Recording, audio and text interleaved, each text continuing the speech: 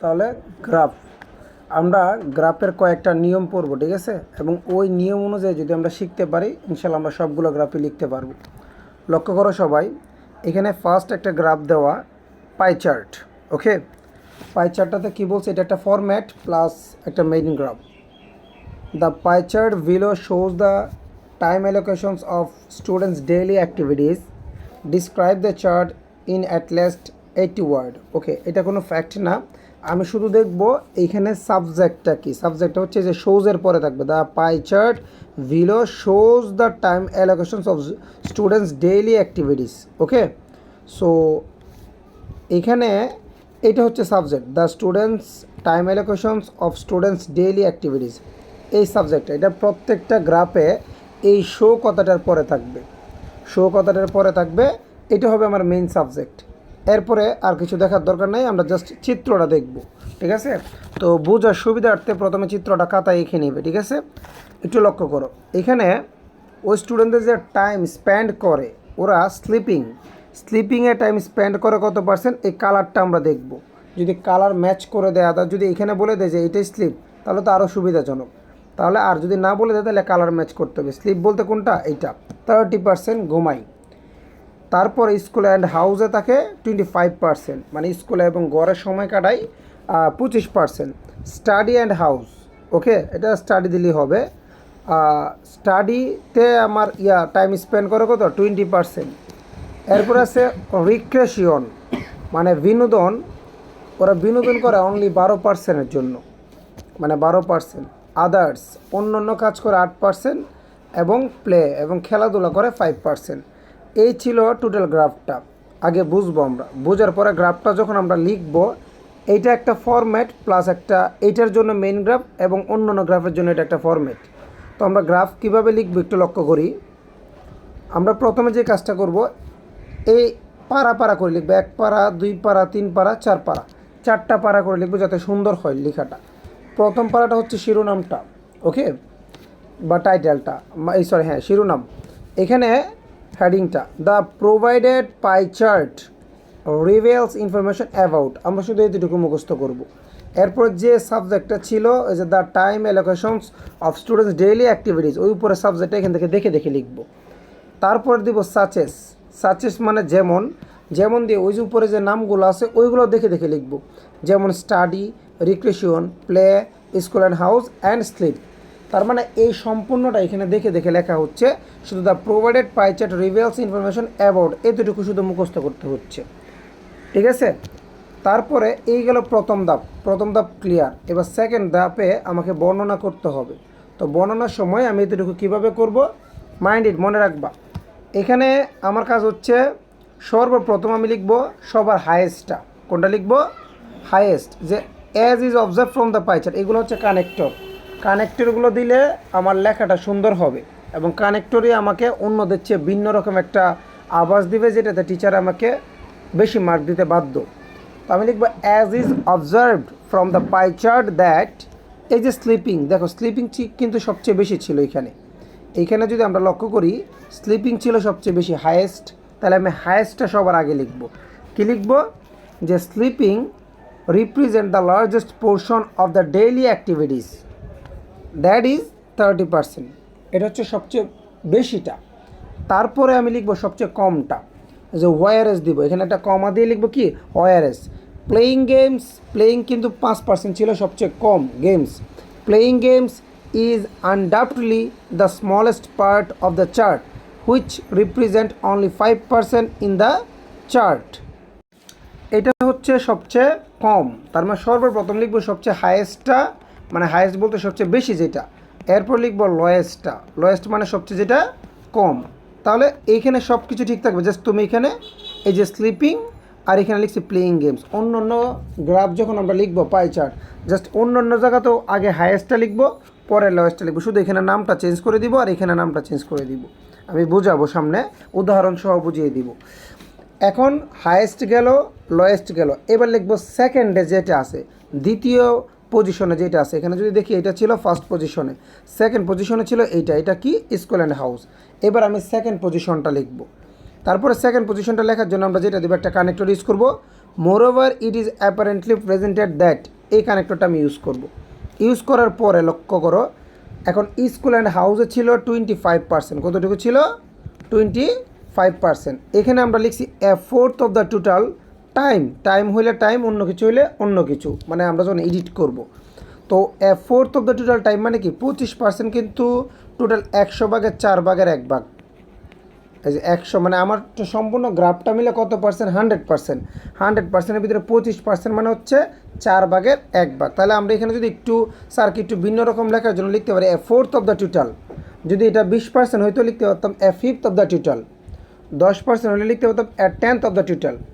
ওকে, লেখার পরে এটা লিখতে হবে যে fourth of the total time মানে টোটাল টাইমের 4 ভাগের 1 ভাগ ইজ স্পেন্ড মানে ব্যয় করা হয় for school and house which was indicate 25% in the chart.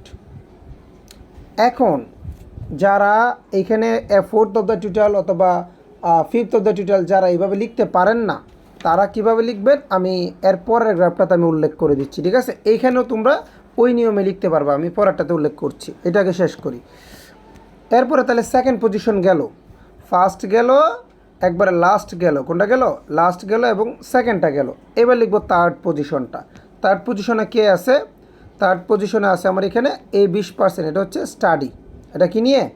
Study নিয়ে। তাহলে স্টাডিটা আমি লিখবো কি, আর একটা কানেক্টর ইউজ করবো যে in addition it is visibly notice that, এইটুকু হচ্ছে কানেক্টর। এখন বলবো student prefer 20% of the time, মানে 20% টাইম প্রিফার করে কিসের জন্য? ফর স্টাডি, স্টাডির জন্য, which represent the third largest part of the chart, যেটা চার্টে 3 নম্বরে অবস্থান করছে। তাহলে হায়েস্টটা বললাম, লোয়েস্টটা বললাম, এরপরে দ্বিতীয় পজিশনটা বললাম, এখন আমি তৃতীয় পজিশনটা বললাম। কানেক্টরগুলো যেন মনে থাকে। শেষ আমার গ্রাফ ব্যাখ্যা করা মোটামুটি। এরপরে যে কাজটা করব, আমি দেখব পাই চার্টে এখানে পয়েন্ট কয়টা থাকে, দেখো 1 2 3 4 5 6টা। যদি কখনো পয়েন্ট থাকে 5টা, কয়টা থাকে?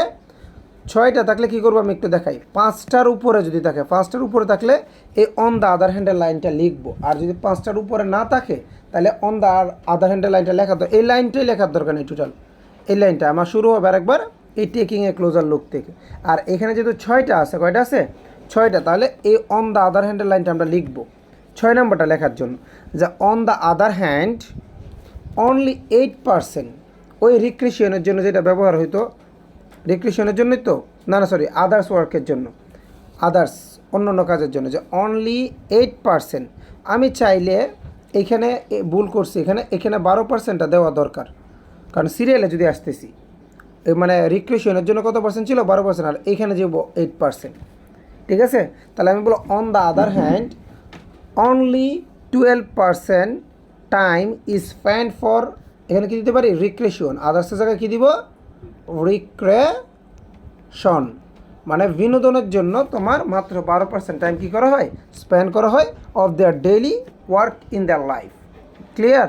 এই লাইনটা আমি কখন লিখবো? যদি 5টার উপরের টপিক হয়।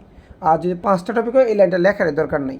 ওকে, এরপর আমরা এখান থেকে লিখবো যে টেকিংয়ে, এই লাইনটা তো লিখতে হবে বাধ্যতামূলক। Taking a closer look at the chart, চার্টের দিকে যদি আমি একটা ক্লোজার লুক দিই, it is obviously reveal that, এতটুকু পর্যন্ত তো আমি মুখস্থ করবো। এরপর আরও 2টা বাকি থাকতেছে না? কোনটা বাকি থাকতেছে? ওই আমার আদার্স এবং প্লেয়িং গেমস। প্লেয়িং গেমস তো একবার উপরে লিখে আসছি, মনে রাখবা। যদিও প্লেয়িং গেমস একবার উপরে লিখে আসছি যে 5%টা, এটা আবার লিখতে হবে। এই টেকিংয়ে ক্লোজার লুকের লাইনে এটা আমাকে আবার লিখতে হবে 5%, এবং এর চেয়ে উপরে আরেকটু কোনটা ছিল? 8%। মানে একবারে নিচের একবারে কম যে 2টা, ওই 2টাই টেকিংয়ে ক্লোজার লুক লাইনে লিখতেই হবে। যদিও একবারে কমেরটা মানে প্লেয়িং গেমসটা আমি ওই দ্বিতীয় পজিশনে মানে ফার্স্ট পজিশনের পরে আমি লিখেছিলাম, কিন্তু এইখানে আবার লিখতে হবে। তাহলে কী লিখবো? Taking a closer look at the chart, it is obviously reveal that only 8% and ওই 5% time their routine time are allocated for রিক্রিয়েশনের জন্য। সো রিক্রিয়েশন দিব না, আমি এখানে আদার্স দিব, কারণ রিক্রিয়েশনটা তো আমি ওখানে লিখছি। আদার্স অ্যান্ড স্পোর্ট, আদার্স এবং স্পোর্টের জন্য মাত্র 8%। কত পার্সেন্ট? 8%, এবং 5% টাইম কী করা হয়? স্পেন্ড করা হয়।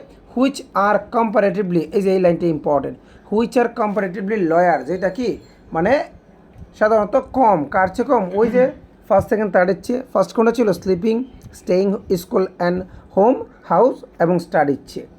মানে লাস্টে একটা তুলনা করে দিব। তাহলে টেকিং এ ক্লোজার লুকের লাইনে কী কী লিখবো স্যার বলো তো? আমি বলি, taking a closer look at the chart it is obviously reveal that একবারে কম যে দুইটা আছে, একবারে কমটা এবং তার চেয়ে একটু বেশি যেটা, একবারে কমটা যদি উপরে একবার লেখা হয়, উপরে কি যে এখানে প্লেয়িং গেমস একবার লেখা হয়, তাও এটা এখানে আবার উল্লেখ করতে হবে। একবারে কমটা এবং তার চেয়ে একটু বেশি যেটা আছে, এই দুইটা টেকিংয়ে ক্লোজার লুক লাইনে লিখতে হবে। তাহলে তোমার আর এত গ্রাফ নিয়ে নিজে থেকে বানানোর কিছু নয়, জটপট তুমি বসিয়ে দিতে পারো। আর অন দ্য আদার হ্যান্ড লাইনটা কখন লিখবো? যদি 5টার উপরে টপিক থাকে। ক্লিয়ার? যদি 5টার উপরে যদি 7টা টপিক থাকে, এই অন দ্য আদার হ্যান্ডের লাইনে এক লাইনে লিখে দেবে যে অনলি এত পার্সেন্ট এবং এত পার্সেন্ট স্প্যান ফর এইটা এবং এইটা। এখানে দুইটা দিয়ে দিবা। যদি 6টা থাকে তাহলে এখানে একটাই লিখবা। 7টা থাকলে এখানে দুইটা বসাই দিবা। ক্লিয়ার? আচ্ছা আসো, তাহলে আমি আরেকটা গ্রাফ এবার দেখাই। দেখো, এই সেম ওই গ্রাফটাই আমরা লিখব, জাস্ট এডিট করব। এখানে বলছে কি, the pie chart below shows the time, এখানে ভুল লিখছি একটু, দ্য চয়েস অফ প্রফেশন। এটা কি হবে? Choice of profession by educated people. Okay, এখানে লেখাটা হয় না যে বাই এডুকেটেড পিপল দ্বারা, তার মানে এটা চয়েস অফ প্রফেশন, মানে প্রফেশন চয়েস করা নিয়ে শিক্ষিত লোকদের। ওকে চলো আমরা একটু দেখি। এখানে গবজব হচ্ছে নীলটা, তাহলে গবজব পছন্দ করে কতজন? 40%। এরপরে বিজনেস পছন্দ করে কত? 30%। ফার্মিং পছন্দ করে 20% এবং ইন্টেলেকচুয়াল ওয়ার্ক পছন্দ করে 10%। তার মানে এখানে পয়েন্ট হচ্ছে 4টা পয়েন্টের ভিতরে ওই আমরা আগের নিয়মে লিখবো। লক্ষ্য করি আমরা একটু, আমরা লিখবো কি? আচ্ছা আগে তো ফিনিশিংটা বলি নাই না, এই ফিনিশিংটা তো জানবেনই যে দাস দিয়ে ওই প্রথম লাইনটা আবার লিখে দিবেন। ঠিক আছে? The provided pie chart reveals information about the time actions of daily activities লিখতে পারেন, 4টা পারা হবে। সো এইখানে দেখেন ওই চয়েস অফ প্রফেশনে যেটা লিখবো কি? The provided pie chart reveals information, same না?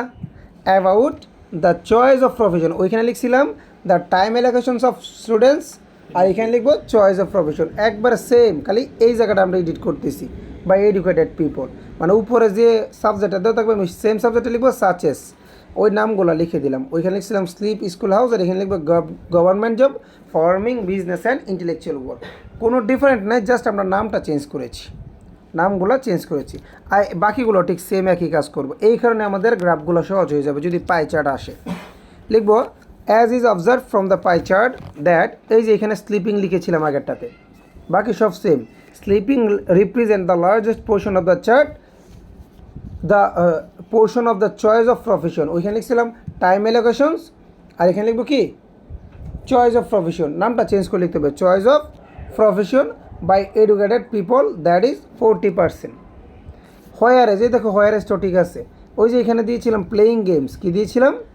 এখানে দেবো আমরা ইন্টেলেকচুয়াল ওয়ার্ক, মানে এখানে যেটা কম, এই গ্রাফে যেটা কম আমি শুধু নামটা চেঞ্জ করব। Intellectual work is undoubtedly the smallest part of the chart which represent only 10%। তার মানে আমার হায়েস্ট গেল এবং কি লোয়েস্ট গেল। এবার আমি লিখবো সেকেন্ড পজিশন, ওই আগের মতো। মোর over it is apparently presented that, same আছে কি না, কোনো পরিবর্তন আছে? এখন লক্ষ্য করো, এখানে লিখছি অনলি, আর ওইখানে লিখতে হবে ফোর্থ অফ দ্য টোটাল।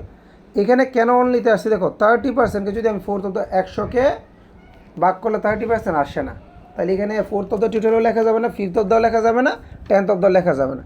তাহলে এখানে কি করব, যখন আমরা দেখা যাবে যে ভাগ করা যাবে না, যারা ভাগ করো সুন্দরভাবে আগেরটার মতো লিখতে চাও, তখন এখানে লাইনটা ডাইরেক্ট লিখবা। কি লিখবা? Apparently presented that only 30% people choice business, এটা ডাইরেক্ট লিখবা। Only 30% people choice business, only 30% people choice business and it has কিন্তু একটার ক্ষেত্রে বসে, থার্ড পারসন সিঙ্গুলারের ক্ষেত্রে। ইট has stood in the second position of the chart, মানে এইখানে সেকেন্ড পজিশনটা উল্লেখ করে দিলাম। লক্ষ্য করো, যারা আগের গ্রাফটাতে যারা এডিট করতে পারো না, এই ফোর্থ অফ দ্য টোটালটা ভেজাল লাগে, তারাও এখানে তুমি লিখতে পারো কি অনলি কত পার্সেন্ট ছিল? 25% টাইম স্প্যান্ড, কী কী লিখতে পারো? টাইম স্প্যান্ড দিতে পারো ফর টাইম স্প্যান্ড ফর কিসের জন্য? সেকেন্ড পজিশনে কী ছিল এখানে? Spend for school and house, কী দিব আমরা?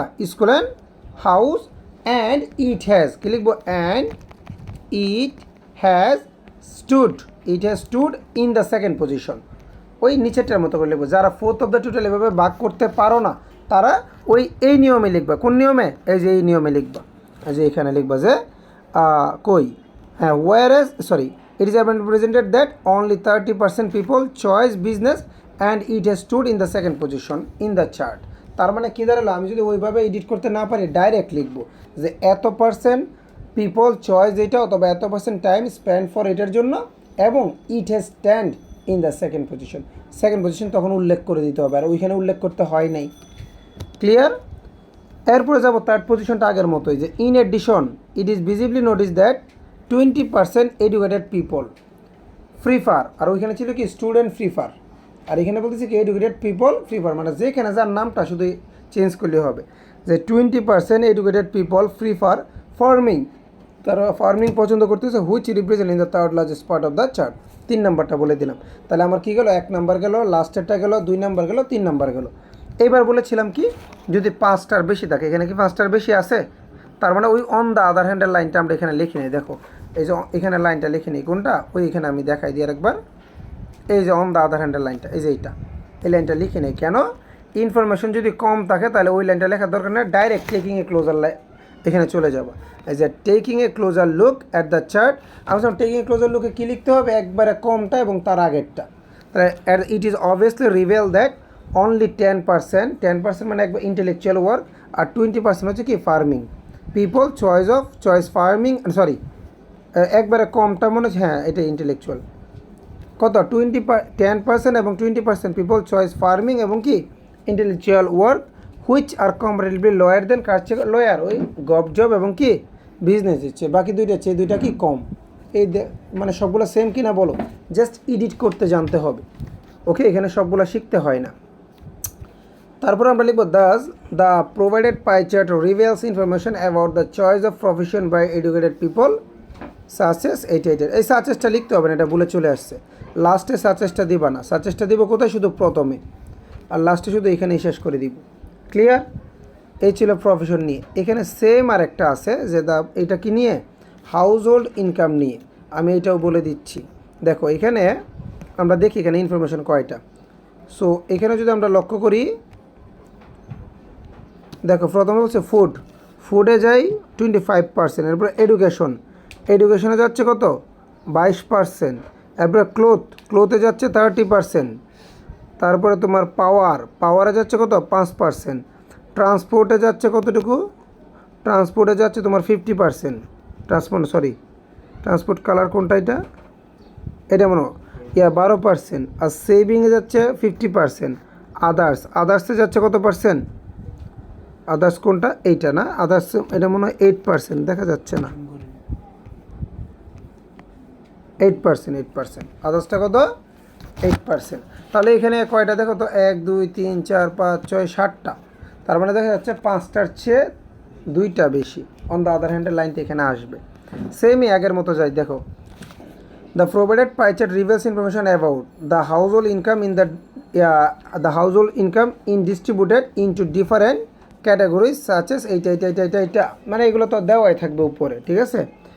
এই লাইনটাও দেওয়া থাকবে উপরে, জাস্ট আমরা দেখে লিখব।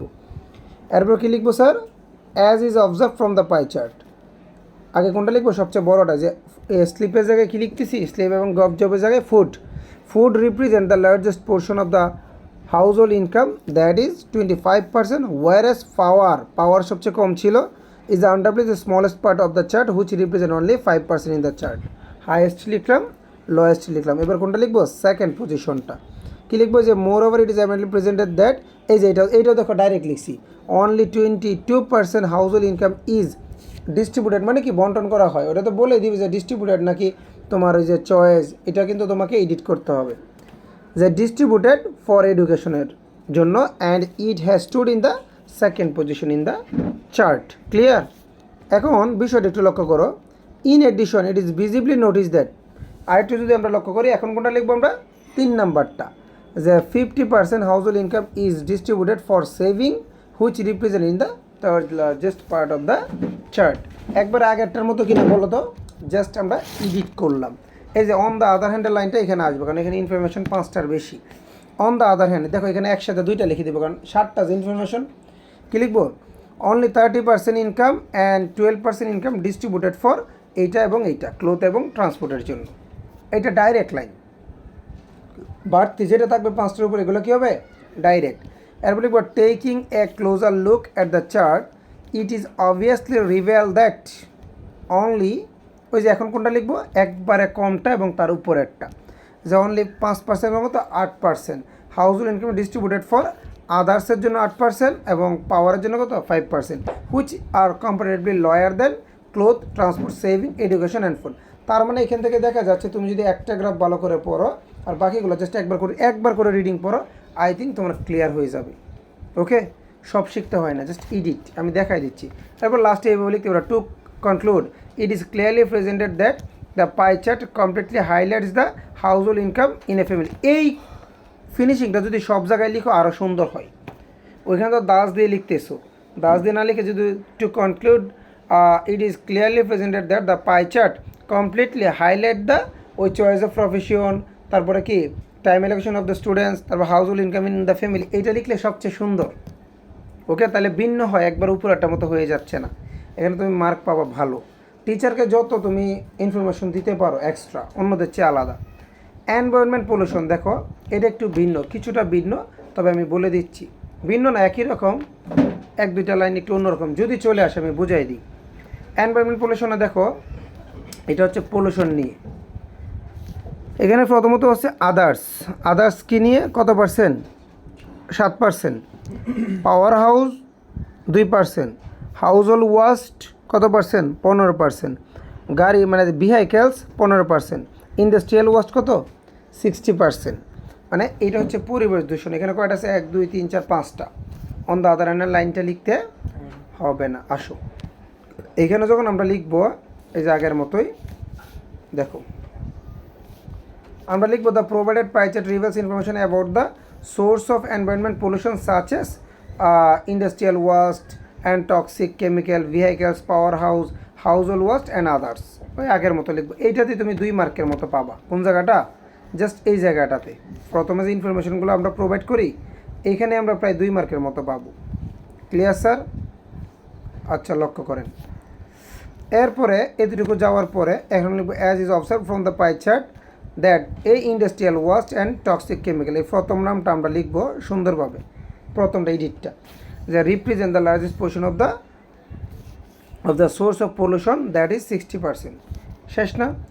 এরপর লিখবো কি whereas power house is undoubtedly the smallest part of the chart which represent only 2% in the chart, কি চার্ট। ক্লিয়ার? আচ্ছা, হাইয়েস্টটা গেল, লোয়েস্টটা গেল। এখন বিষয়টা হচ্ছে এখানে একটু লক্ষ্য করো, এখানে একটু লক্ষ্য করি। এখানে দেখো 15% কিন্তু 2টা, 15% কয়টা? তা 2টা যদি সেম হয় তাহলে আমরা এই সেম হইলে ইনফরমেশনটা কী দেবো? এটা জাস্ট 5 মিনিট সময় নিয়ে একটু মুখস্থ করবো। কোনো জায়গায় যে কোনো জায়গায় সেম হতে পারে। তখন এটা বলি যে moreover it is apparently presented that, যে জায়গায় পড়ুক ওই জায়গাটায় মানে কানেক্টর ঠিক রাখবা। অনলি 50% পলিউশন, একটা করে বলো। অনলি 50% পলিউশন মানে 15% পলিউশন। ওকে, মাত্র 15% দূষণ কজড বাই, কি লিখছি? কজড বাই মানে কি? কারণে হয়। বাই হাউস হোল্ড ওয়াস্ট মানে অনলি 50% পলিউশন কজড বাই, কারণে হয়। কার কারণে? হাউস হোল্ড ওয়াস্টের কারণে। অ্যাট দ্য সেম টাইম, এই যে একই রকম হইলে এই কথাটা লিখবা। At the same time vehicles also responsible for the environment pollution, মানে ভেহিকেলসও এনভায়রনমেন্ট পলিউশনের জন্য কি রেসপন্সিবল, অ্যান্ড ইট ইজ 50%, এবং এইটাও কত? 50%। তাহলে দুইটাই পড়তেছে কোন পজিশনে? সেকেন্ড পজিশনে। এটা আমরা উল্লেখ করে দেবো। বোথ অফ দ্যাম, তারা উভয়েই। এখানে আর হ্যাভ স্টুড দিব না, কারণ প্লুরালের সাথে হ্যাভ বসে। Have stood in the second position in the chart. Clear? বুঝে আসছে আমি কি বলছি? আর একবার বলি যে যখন একই রকম থাকবে আমরা এইভাবে যাবো যে only 50% pollution caused by house hold waste. At the same time এরপর এটাকে বলবো এইটাও এটার জন্য দায়ী যে vehicles also responsible for the environment pollution and it is 50%। Both of them মানে কি? তারা উভয়ই। হ্যাজ স্টুড হবে না, এখন হবে have stood in the second position. উভয়, এখানে থার্ড পজিশন নাই, আছে, লেখার দরকার নাই। যেহেতু আমরা দুইটা এক জায়গায় করে লিখছি, এখানে লেখার কোনো প্রয়োজন নেই, ওটা আমরা ডাইরেক্ট লিখবো বা লিখলে লেখাও যাইতো। তো টেকিং এ ক্লোজার লুক কেন চলে আসলাম এখানে, একসাথে আমরা দুইটা দিয়ে ফেলছি, কয়টা? তো অন দ্য আদার হ্যান্ড দিয়েও চাইলে আমি লিখতে পারতাম না, তো এখানে একটু লেখার হয়তো মিস্টেক হয়েছে।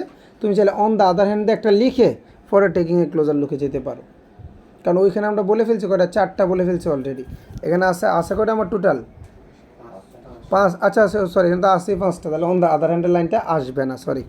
তাহলে টেকিং ক্লোজার লুক থেকে, তাহলে ঠিক আছে। Taking a closer look at the chart, it is obviously reveal that only 8% এবং কত 2%, ওই যে লাস্টেরটা এবং তার আগেরটা, পলিউশন অ্যালোকেটেড ফর আদার এবং কি পাওয়ার হাউস হুইচ এখানে ইজ হবে, অ্যাজ হবে না, which is comparatively lower than industrial waste and toxic chemical, house hold waste and vehicles, এগুলো হচ্ছে কি কম। ক্লিয়ার? এই ছিল পাইচার্ট। যদি এই 4টা ভালো করে একটা মুখস্থ করে বাকিগুলো যদি ভালো করে একটু বুঝে যান বা এই 4টা পড়ে যান, ইনশাল্লাহ যে কোনো পাইচার্ট আপনারা লিখতে পারবেন। ক্লিয়ার? এইবার আসো আমরা দেখব গ্রাফ চার্ট। কি দেখব? গ্রাফ চার্টটা আমরা একটু দেখি, যদি ওটা আমি বিগত পড়িয়েছিলাম। লক্ষ্য করো, এখানে 2012 সালে, এটা ধরো ইন্টারনেট ইউজার নিয়ে, কি নিয়ে? ইন্টারনেট ইউজার নিয়ে, কোন সালে কতজন ইন্টারনেট ইউজার ছিল, উপরে একটা চার্ট প্রশ্ন তো দিয়ে দিবে। তো এখানে 2012 সালে ছিল 50%, 2013 সালে ছিল 60%, আবার 14তে এসে 55-তে নেমে গেছে। ঠিক আছে, 15তে ছিল কত? 15তে ছিল 70%, এইখানেও ছিল 70%, আবার 17তে ছিল কত? 80%। আচ্ছা, তার মানে যদি আমরা একটু গ্রাফটার দিকে তাকাই, আমরা জানি গ্রাফের ক্ষেত্রে কীরকম হয়, একটা ট্রেন্ড হয় শুধু বাড়ে, নইলে কমে, নাইলে উঠানামা করে।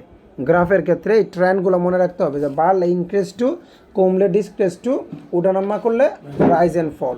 ঠিক আছে, তাহলে এখানে আমার 50 থেকে বেড়ে গেল কোথায়? 60-তে, আবার কমে গেল 55-তে, আবার উঠে গেল 70-এ, থাকলো 70-এ, আবার উঠে গেছে কোথায়?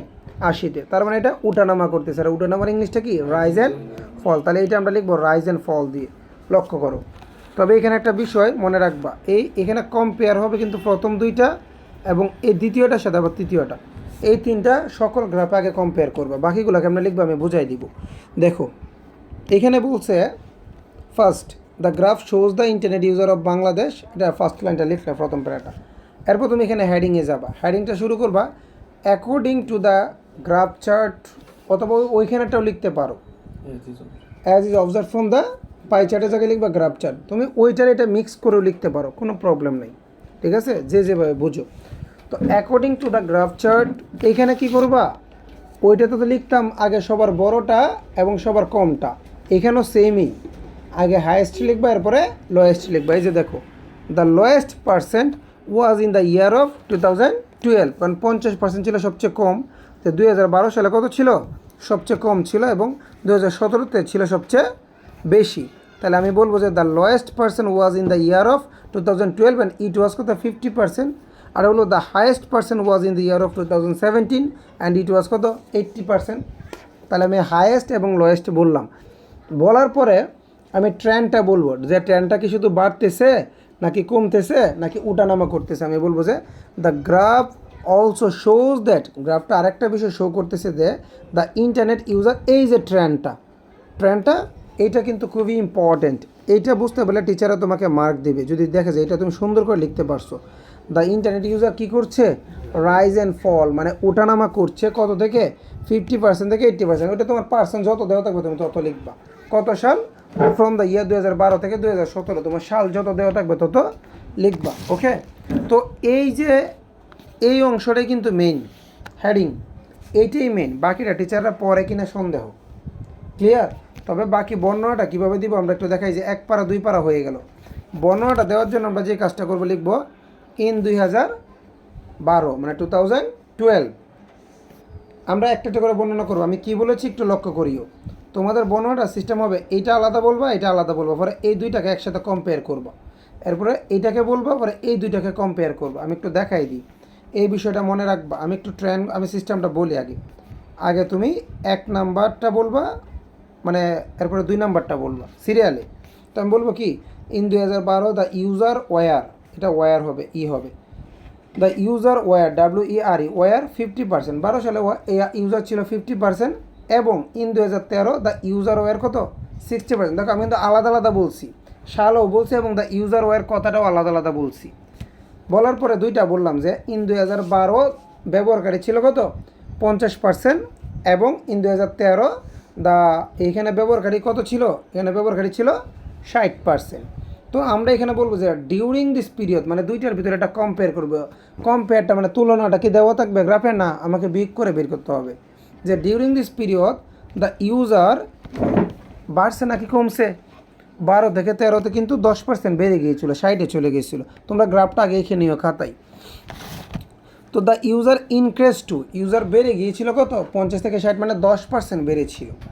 তাহলে আমি আগে কী করলাম 1 নম্বর বললাম 2 নম্বর বললাম, পরে এই দুইটার ভিতরে একটা তুলনা করে দিলাম, ঠিক আছে। এখন আমি 3 নম্বরটা আলাদা বলবো, এই যে but in the next year in 2014। But কখন বলে জানো, হঠাৎ করে কমে গেলে বা হঠাৎ করে বেড়ে গেলে। আর যদি তোমার এভাবে না হয় একই রকম হয় তাহলে বাটটা দেওয়ার দরকার নাই। তো আমরা বললাম বাট ইন দ্য নেক্সট ইয়ার যেহেতু কমে গেছে ইন 2014, ইন 2014 এখানেও ডাইরেক্ট বলো দ্য ইউজার ড্রপ টু মানে পড়ে গেছে। ড্রপ টু মানে কি হঠাৎ করে পড়ে যাওয়া, ড্রপ টু 55%-এ নেমে গেছে।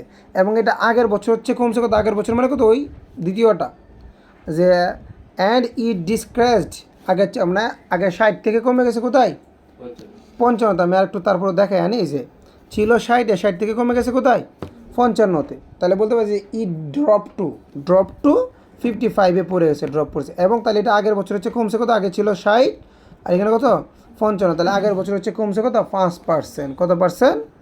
তাহলে আমরা এখানে বলতে পারি যে but in the next year in 2014 the user drop to পড়ে গেছিলো 55-তে এবং এটা কমছে 5%। কোথায় যে 1 বলছি 2 বলছি এই দুইটাকে কম্পেয়ার করছি, এখানে 3 নাম্বারটা বললাম এবং 3-এর সাথে আবার 2-এর সাথে 3-কে কম্পেয়ার করলাম। ক্লিয়ার, 3-এর সাথে কারে কম্পেয়ার করছি 2-কে কম্পেয়ার করলাম।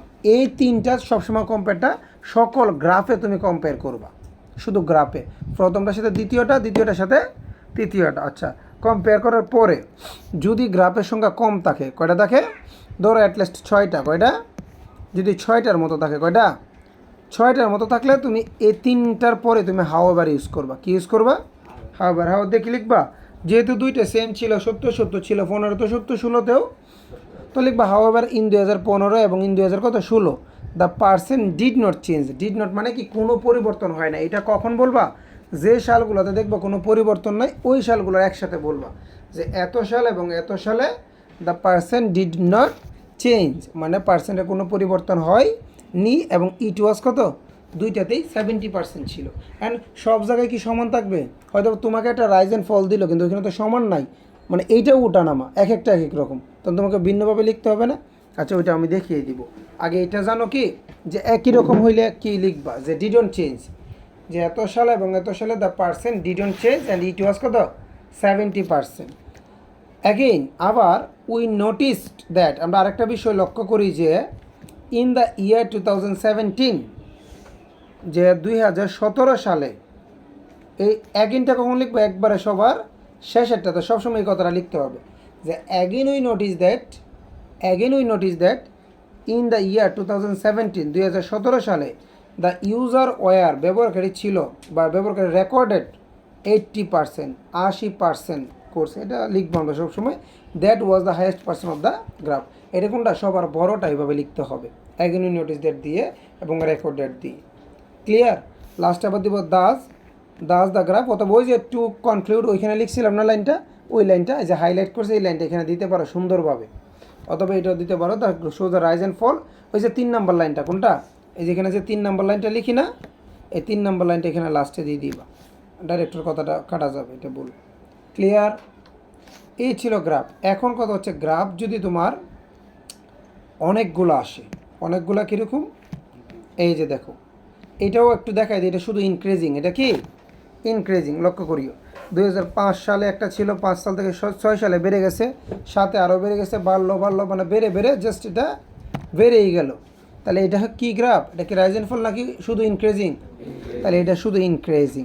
তখন এটাও কি, এটাও ধরো ইন্টারনেট ইউজার, তখন আমরা বলবো যে the graph shows that the number of internet user in Bangladesh internet ইউজারকে দেখাচ্ছে। ওই আবার অ্যাকর্ডিং দিয়ে কোনটা লিখবো হাইয়েস্ট লোয়েস্ট বলো। According to the graph the lowest percent was in the year of 2005-এ ছিল এবং এবং এটা কত 5%। আর দ্য হাইয়েস্ট পার্সেন্ট ছিল 2013-তে, এটা ছিল কত 54%। এখন এটা ট্রেন্ডটা বলতে হবে, ট্রেন্ডটা কি ওঠানামা নাকি ইনক্রিজিং? তাহলে বলবো কি, the graphs also shows that the internet user increase to, internet user কি ইনক্রিজ করতেছে 5% থেকে 54% ফ্রম দ্য ইয়ার 2005 থেকে 13। এই যে এতটুকু হচ্ছে আমার কি হেডিং, এবং হেডিংয়ের পরে এই যে এই অংশটা কিন্তু এখানে লেগে গেছে, এটা তোমার নিচে হবে পারা আকারে। কী আকার হবে? বর্ণনাটা নিচে হবে। এবার আমরা বর্ণনা কী বলছিলাম, যে 1 নাম্বার আর 2 নাম্বারটাকে আগে কম্পেয়ার করতে হবে সব জায়গায়, ইনক্রিজিং হোক গ্রাফে কম্পেয়ার করবা। তাহলে আগে 2005 আর 6কে আমরা কম্পেয়ার করি, যে ইন 2005, এটা কিন্তু পারা দিয়ে নিচে লিখবা দ্য ইউজার ওয়ার 5%, 5-এ কত ছিল 5%, তোমরা চিত্রটাকে এঁকে নিবা খাতায়। And in 2006 the user were কত 8%। একবার আগের গ্রাফটার মতো লিখছি না, তো ওই আগের গ্রাফটার মতো বলেছে ডিউরিং দিস পিরিয়ড, এই সময়ে দ্য ইউজার ইনক্রিজ টু, এই সময় ইউজার বাড়ছে কতটুকু 3% বেড়ে গেছে, একবার আগেরটার মতো কি না। এরপরে যে দ্য নেক্সট ইয়ার, এখানে দা লিখলাম না কেন, দেখো আগেরটাতে কিন্তু এখান থেকে এখানে নিচে নেমে গেছিলো, আর এটা এখান থেকে এখানে বাড়ছে আবার বাড়ছে, তাহলে এটা কি ভিন্ন রকম কিছু হয়েছে নাকি বাড়তিতে আছে, তাই আমরা বারটা লিখবো না। বাট না লিখে লিখবো কি, যে দ্য নেক্সট ইয়ার ইন 2007। আমি কিন্তু বলছিলাম যে 1 নাম্বার 2 নাম্বারকে কম্পেয়ার করবা, পরে 3 নাম্বারটা লিখে 3 নাম্বারের সাথে আবার 2 নাম্বারকে কম্পেয়ার করবা। তাহলে লিখবো কি, in the next year in 2007 the user were, এটা ওয়ার হবে উই না, এটা কী হবে ওয়ার, আর এই পার্সেন্ট কথাটা কাটা যাবে। The user were 11%। ইউজার কত পার্সেন্ট ছিল?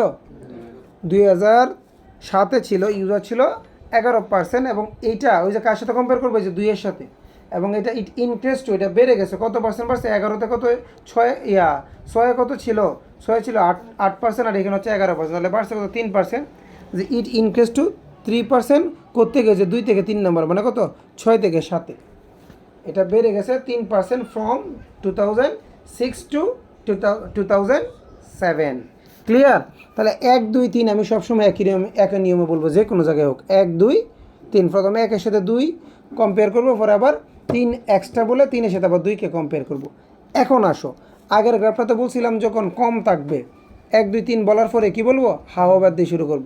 কিন্তু এখানে কি কম, দেখো তো এখানে কয়টা, 1 2 3 4 5 6 7 8 9, যদি এভাবে 9টা বা 8টা হয়, 9টা বা 8টা হয়, তুমি যে কাজটা করবে এই 3টা বলার পরে, তুমি এখানে হাওয়াবাদ দিবা না, 2টা স্কিপ দিয়ে এইখানে তুমি হাওয়াবাদটা দিবা 2টার পরে। তাহলে এই 2টা কীভাবে বলবে, এই 2টা ডাইরেক্ট বলবা। তবে এই 2টা বলবো একই রকম, কিন্তু একটু ভিন্নভাবে বলবো, যাতে টিচারে ধরতে পারে এটা ভিন্ন। কীরকম আমি একটু বলি, 8 আর 9-এরটা দেখো কীভাবে বলবা। 8 আর 9-এরটা বলবো এইভাবে, যে ইন 2008 অ্যান্ড ইন 2009। আচ্ছা দেখো তো এটা ভিন্ন কিনা। আগেরটা কি বলছিলাম, যে এগুলো কিন্তু একবারে ওইভাবে বর্ণনা করছিলাম, যে ইন 2005 দ্য ইউজার ওয়ার এত, আমি কি এইভাবে বলছি দ্য ইউজার ওয়ার এত, আবার এখানে ইন 2006, 2টা সাল 2 জায়গায় লিখছিলাম, আর এখানে কি করলাম 2টা সাল এক জায়গায় লিখে ফেলছি, যে in 2008 and in 2009, in 2008 and in 2009, 2008 and 2009 the user were also increase, মানে ইউজার আবার বাড়ছে, ইউজার কি অলসো ইনক্রিজ মানে কি আবার বেড়েছে, দ্যাট ওয়াজ 4%। আচ্ছা এইখানে একটা কাজ করছি, কোনটা, ওই এক্সট্রা যে 2টা থাকলো, এই 2টার ক্ষেত্রে আমি অরিজিনাল পার্সেন্টেজটা লিখবো না, শুধু লিখবো কতটুকু বাড়ছে। এই যে 8-এ কি 4% ছিল, ওই 11-র পরে 4 মানে কত, 8-এ ছিল 15%, 8-এ কত পার্সেন্ট ছিল 15, আর 9-এ ছিল তোমার এই যে 7% বাড়ছে, মানে 9-এ ছিল 22%। তাহলে আমি ওদের প্রকৃত পার্সেন্টেজ কোনটা এটা না লিখে শুধু কতটুকু বাড়ছে এটা লিখে দেবো, তাহলে টিচারের কাছে এটা ভিন্ন রকম মনে হবে। কথা ঠিক আছে? তাহলে আমি এখানে কী লিখবো স্যার, লিখবো 2008 এবং 2009-এ দ্য ইউজার ওয়ার, ব্যবহারকারী কী করছে, ইনক্রিজড, অলসো ইনক্রিজড, ব্যবহারকারী আবার বাড়ছে, এটা কতটুকু, শুধু বাড়ছে কতটুকু এটা বলতেছে, কত পার্সেন্ট বাড়ছে, দ্যাট ওয়াজ 4%। 4% কখন বাড়ছে, 7 থেকে 8-এ, 7 থেকে কি, এই যে এটা বলেছে ফ্রম দ্য ইয়ার 7 থেকে কত 8, যে 7 থেকে 8-এ বাড়ছে কতটুকু, 4%। কতটুকু বাড়ছে এটা বলছে, যে 11 থেকে 15, তাহলে বাড়ছে কত 4, কিন্তু 15% তার উল্লেখ করি নেই। এরপরে বলবো এবং 7% বাড়ছে 8 থেকে 9, শুধু এই বিষয়টা একটু মাথাটা খালি খাটাও, কারণ আমাদের তো অনেকগুলো স্টেপ, সবগুলো লেখা কিন্তু গড়ে একই রকম, কিন্তু টিচারকে আমি ভিন্ন রকম করে দিচ্ছি, একই লেখা কিন্তু ভিন্ন রকমভাবে লিখতে, যাতে এক গেমই না হয়ে যায়। তাহলে আমি লিখবো কি এক্সট্রা ইনফরমেশন ইন 2008 এবং ইন 2009 দুইটা সাল একসাথে লিখবো এবং বলবো যে দুইটাতে আবার বাড়ছে, দুইটাতে আবার কি বাড়লো বা রাইজ অ্যান্ড ফল করছে, কিন্তু কতটুকু বাড়ছে শুধু এটা বলবো, পার্থক্যটা ও ডিউরিং দিয়ে যেটা লিখি, মেনটা বলবো না।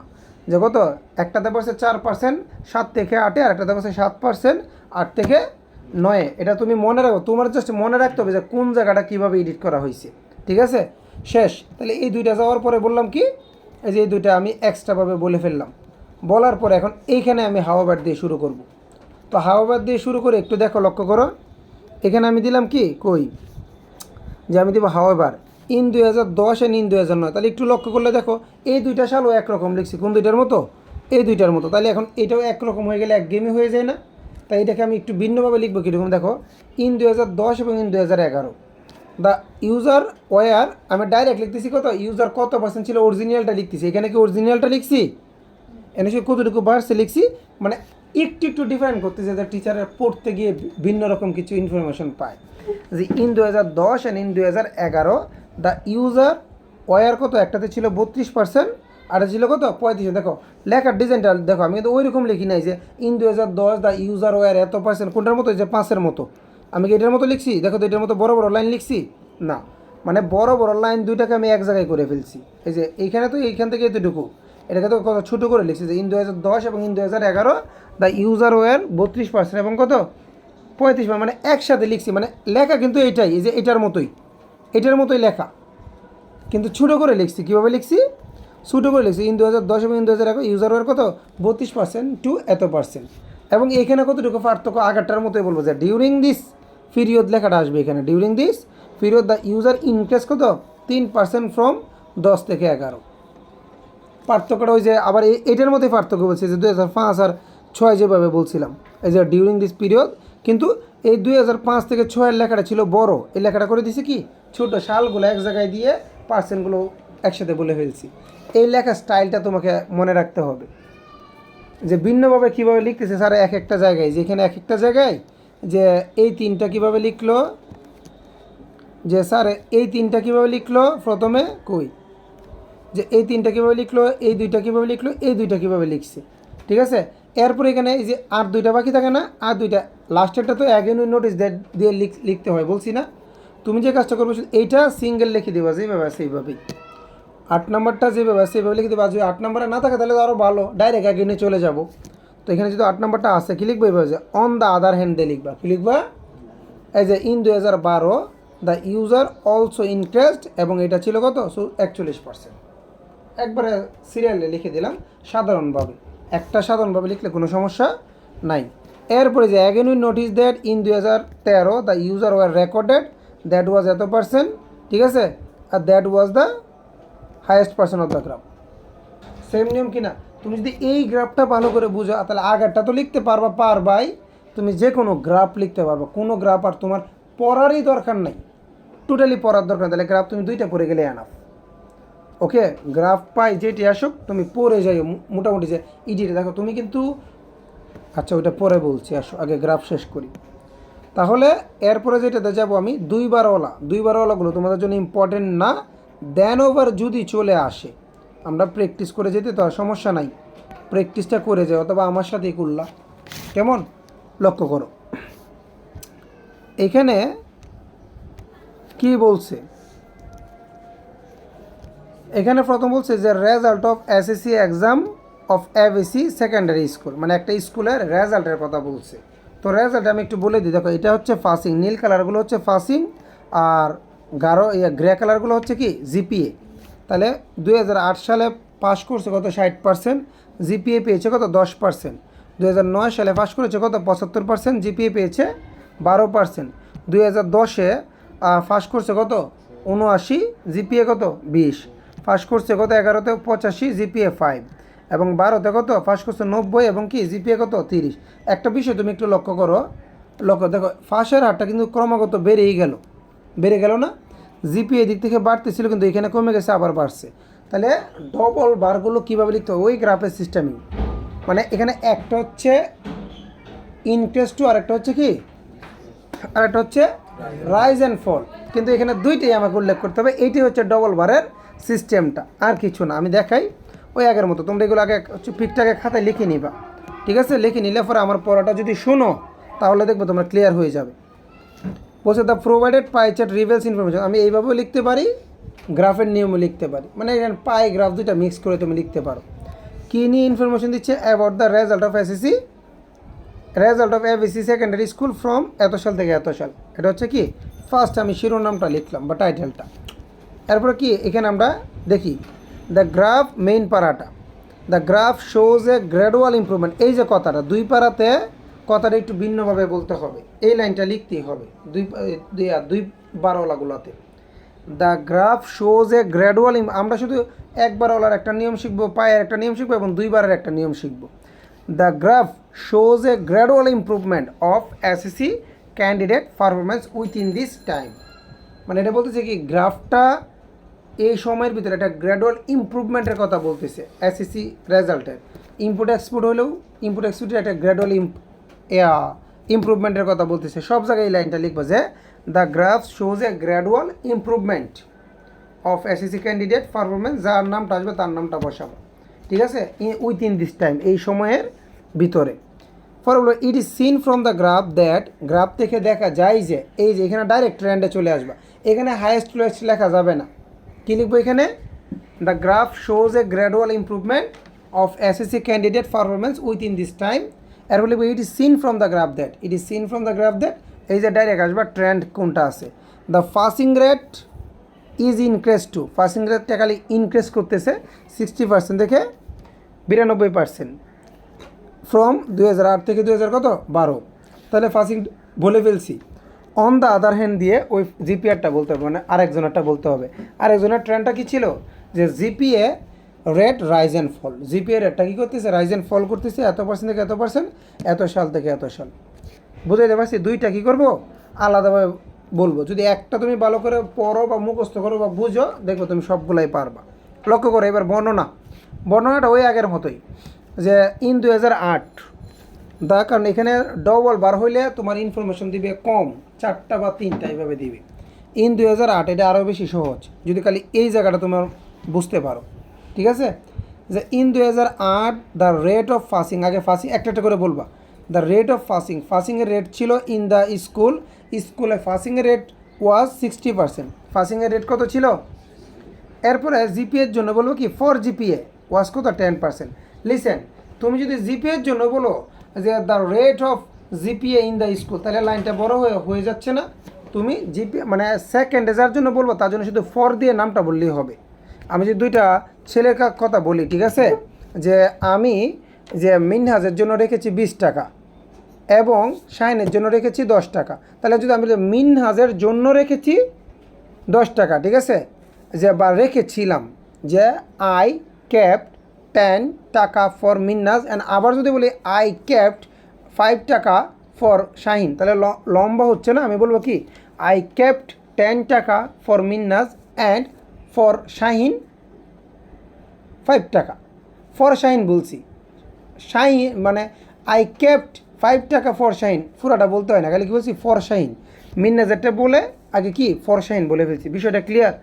এখন বিষয়টা হচ্ছে আমরা ওই যে আগে পাসিংয়েরটা পুরাটা বলবো যে in 2008 the rate of passing in the school was 60%। কত ছিল?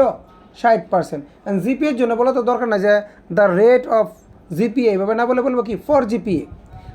ডবল বারে স্মার্টনেসটা তুমি প্রোভাইড করবে এটা দিয়ে, যে ফর জিপিএ কী বলবা? ফর জিপিএ, বা অন্য কিছু থাকলে ফর, এইটা যে এক্সপোর্টারটা বললা ফর ইম্পোর্ট, ঠিক আছে?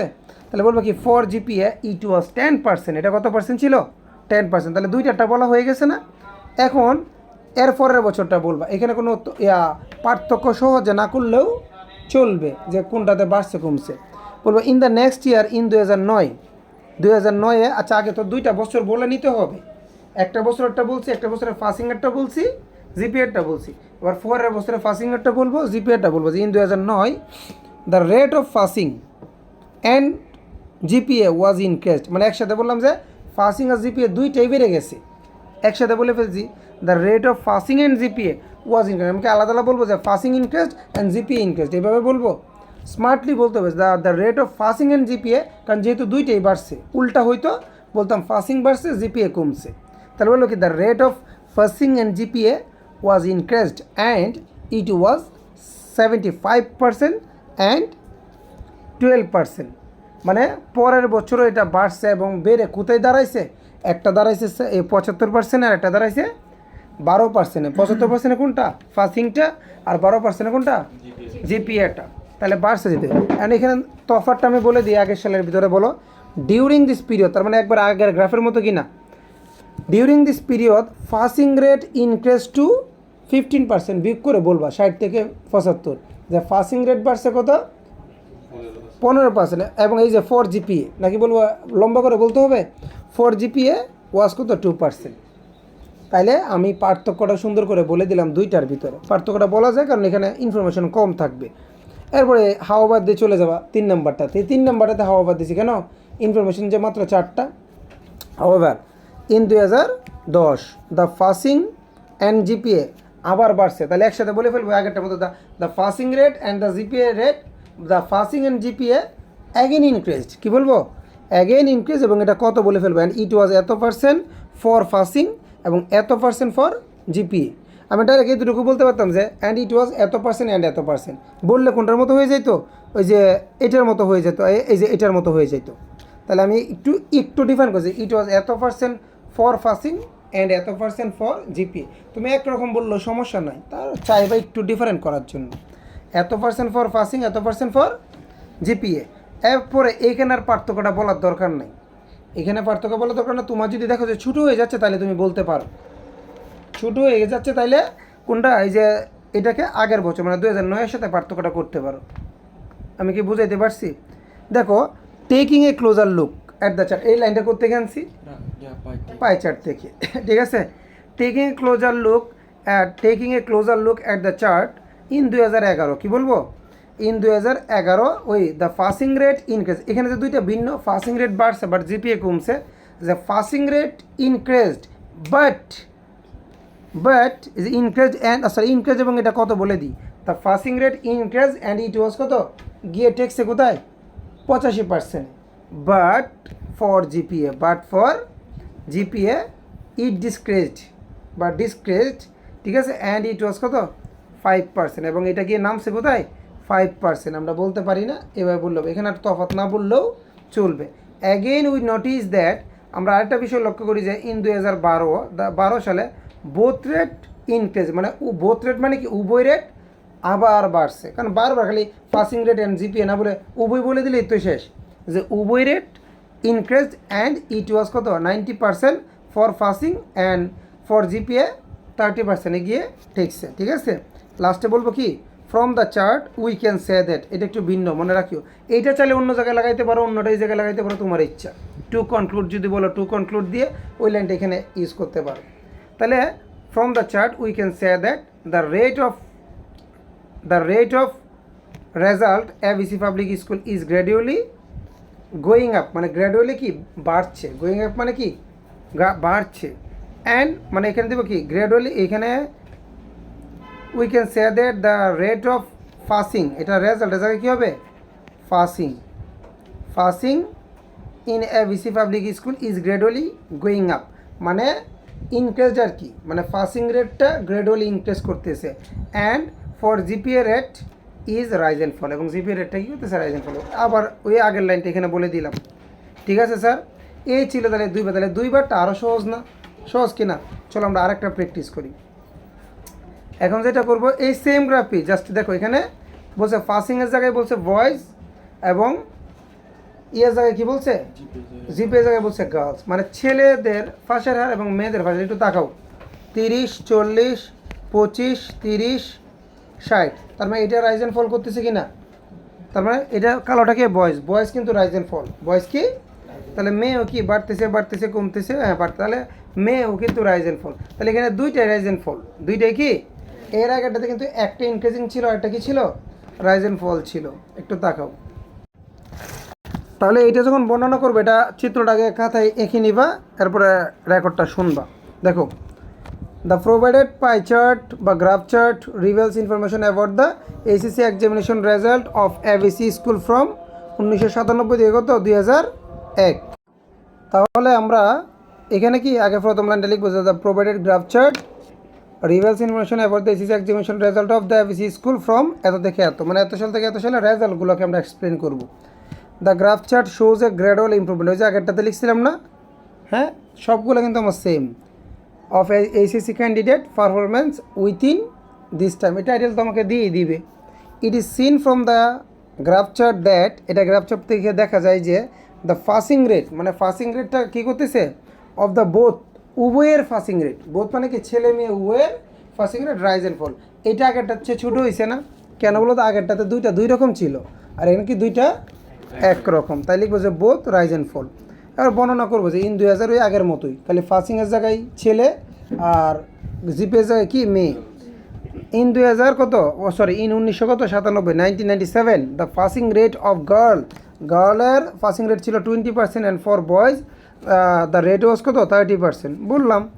ইন দ্য নেক্সট ইয়ার, পরের বছর in 1998 the rate of passing for the both increased, মানে দুইজনের পাসিং রেটে কি বেড়ে গেছে, অ্যান্ড ইট ওয়াজ কত থাকছে কোথায় গিয়ে, একটা হচ্ছে 40% এবং একটা কত 35%। এখানে পার্থক্যটা বলে দিব, পার্থক্যটা কত হবে, during this period the passing rate of the বয়েজদের পাসিং রেট বাড়ছিল কতটুকু 15%, এবং ফর গার্লস, এই যে ফর গার্লস ছোটো করে বলে ফেলছে কি ফর, নাকি বলবো যে the passing rate of the girls, আবার বলতে হবে ফর গার্লস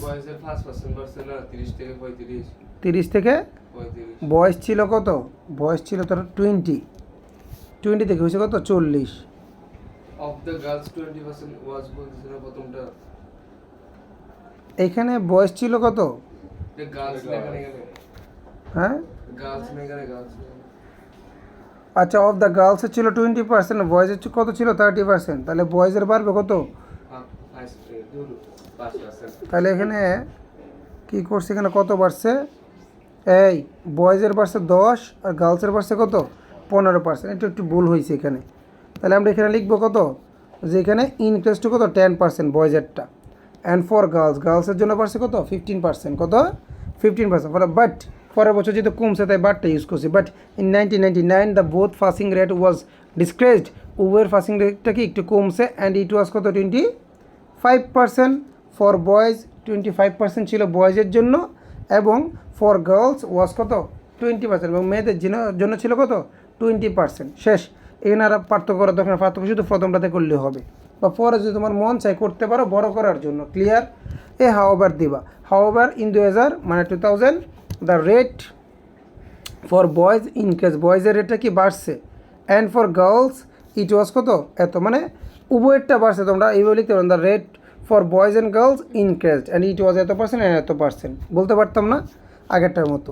শেষ, এটা ডাইরেক্ট বলে ফেলছে, চাইলে তফাৎ বলতে পারো বা না বলে নাই। Again you notice that in 2001 the both rates, মানে উভয়ের রেট কি রেকর্ডেড, উভয়ের রেটে রেকর্ড করছে, মানে সবচেয়ে বাড়ছে, রেকর্ডেড ইট ওয়াজ কত 60% for boys and for girls it was 70%. From the chart we can say that the rate of result of boys and girls, the passing rate of both, মানে কি the result of the boys and girls, the passing rate, এটা লেখার দরকার নাই, result of boys and girl, ঠিক আছে, rise and fall, কি বলবো rise and fall, clear.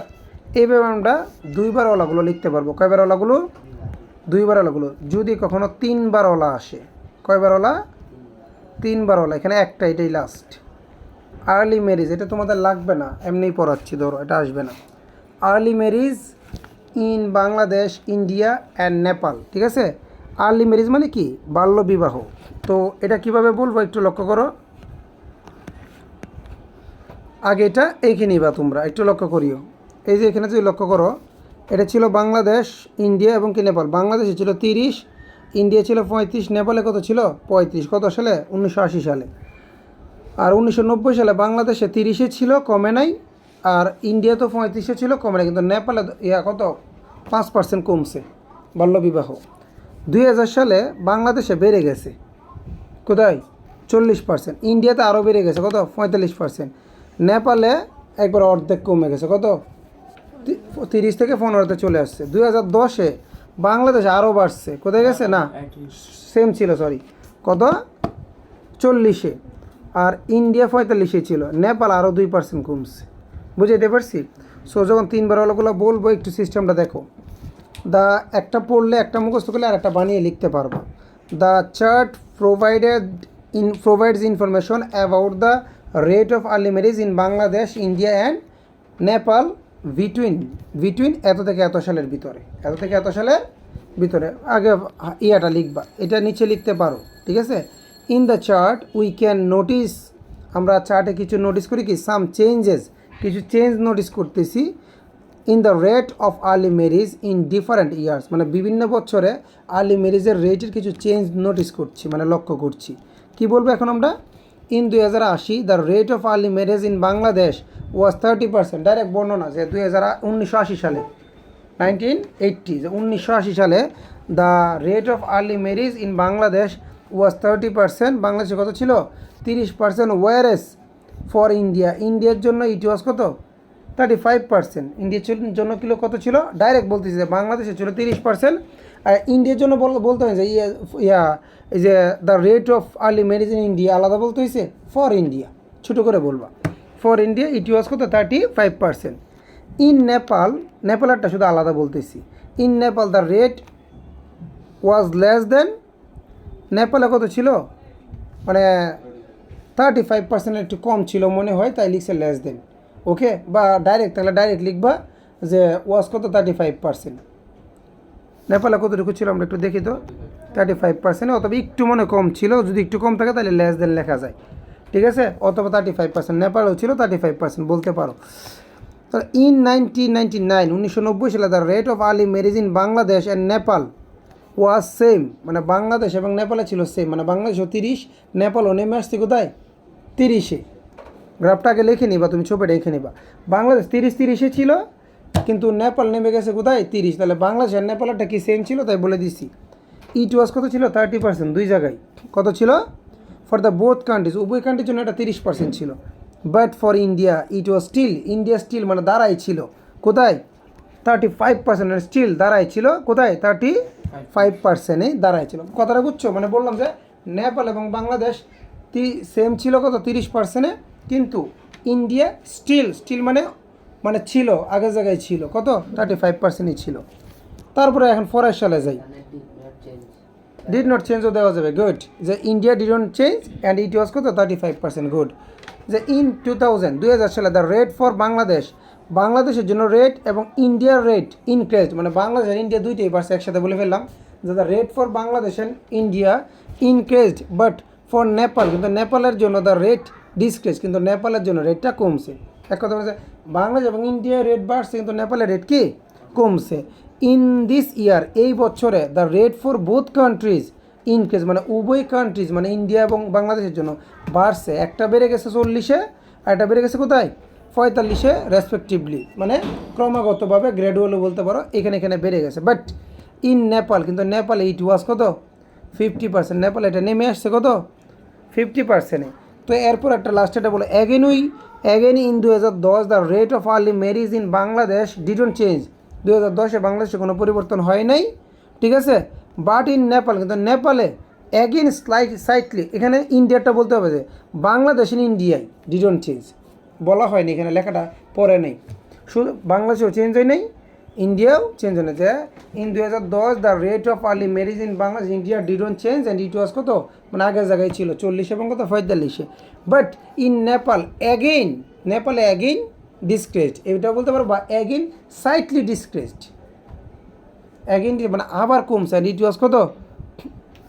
ডিসক্রেজড then previous year, মানে আগের বছর হচ্ছে এটা আবার কমছে, অ্যান্ড ইট ওয়াজ কত?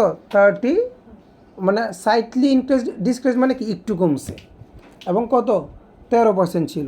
তো from the chart we can say that the rate of early marriage in Bangladesh and India is gradually going, মানে বলতেছে গ্র্যাডুয়ালি গ্রোয়িং আপ, মানে কি? মানে বেড়ে চলছে, ইনক্রিজ, যে মানে আর্লি ম্যারেজ বাংলাদেশ এবং ইন্ডিয়ায় গ্র্যাডুয়ালি গোয়িং আপ মানে বেড়েই চলেছে, বাট বা হুয়াইল, যেখানে it is gradually going down, মানে ক্রমাগত কমছে কোথায়? ইন নেপাল। ক্লিয়ার? এইভাবে 3 বার ওগুলো জাস্ট একটু বলে দিলাম আর কি তোমাদেরকে, যদি আসে লিখবা, মন চাইলে পড়ে যায়। এই ছিল 10টা গ্রাফ, 10টা গ্রাফে আমি আলোচনা করে দিছি, এখানে জাস্ট 3টা নিয়ম শিখলে সব লেখা যায়। ক্লিয়ার?